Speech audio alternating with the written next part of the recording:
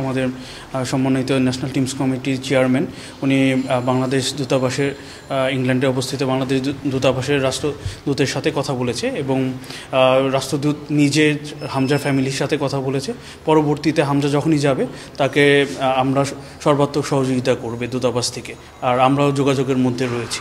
না papers related কিছু না, জাস্ট ওইখানে অ্যাপয়েন্টমেন্টটা সুন্দর মতন করে যেন ও জমা দিতে পারে এটার ব্যবস্থা আমরা করেছি।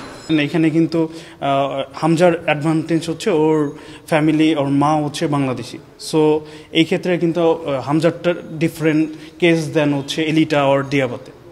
সো ওইটা আমরা অতি সত্তর হয়তো পারবো ও পাসপোর্টটা নেওয়ার পর। একটু আমরা বলে রাখতে চাই, ডুয়েল সিটিজেনশিপের জন্য ওর অ্যাপ্লাই করতে হবে। আমরা অলরেডি তারও প্রসেস শুরু করেছি।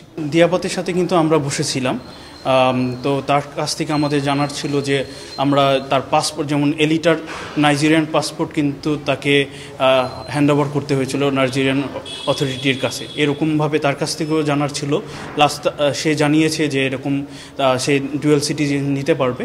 তো পরবর্তীতে আমাদের এখন ইমিগ্রেশন স্বরাষ্ট্র মন্ত্রণালয়ের সাথে আমরা যোগাযোগ শুরু করছি, যাতে তার ইমিগ্রেশনে বাংলাদেশে অবস্থানকালের সময়টা আমরা জানতে পারি। এটা one of the criteria for ফিফার অ্যাপ্লিকেশনের জন্য। এলিটার ক্ষেত্রে একটা প্রবলেম ছিল, আপনারা জানেন বাংলাদেশে অবস্থানকালে 180 ডেজ বাংলাদেশে অবস্থানের একটা যেই সময়টা, এটা আসলে এলিটার ক্ষেত্রে আমরা ওইভাবে স্বরাষ্ট্র মন্ত্রণালয় থেকে যেহেতু একটু কোনো টেকনিক্যাল প্রবলেম ছিল, ইমিগ্রেশনের তথ্যটা 3 বছরের আমরা সঠিকভাবে পাইনি। তো ফিফা থেকে আমাদের বলেছিল তোমাদের উপরে এটা তোমরা খেলাবে কিনা। সো কেউ যদি ওইটা চ্যালেঞ্জ করতো অ্যাজ এ ফুটবল আমরা ফেডারেশন কিন্তু ব্যান হতে পারতাম। ওইটার বিষয়ে বিভিন্ন চিন্তা ভাবনা করতে আমাদের সময় লেগেছিল, কিন্তু আমি মনে করি দিয়াবাতে ইনফরমেশন আমরা স্বরাষ্ট্র মন্ত্রণালয় থেকে সঠিকভাবে পেলে তখন পরবর্তীতে আমরা জানাতে পারবো।